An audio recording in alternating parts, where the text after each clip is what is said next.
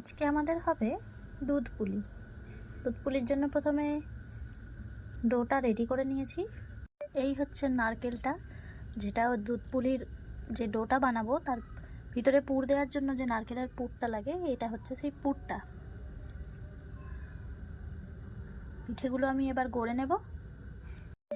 পিঠেগুলো আমি একটু গড়ে নিয়েছি।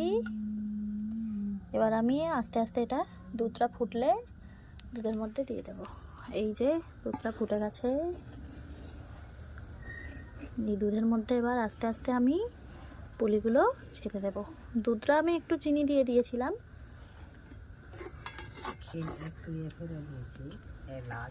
পুলিগুলো দিয়ে তারপর পুলিগুলো আমি আস্তে আস্তে দিয়ে দিচ্ছি।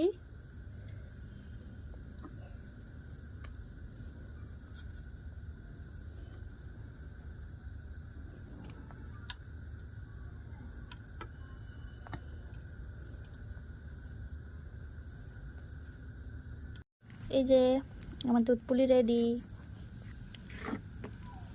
দেখো কত সুন্দর দেখতে হয়েছে।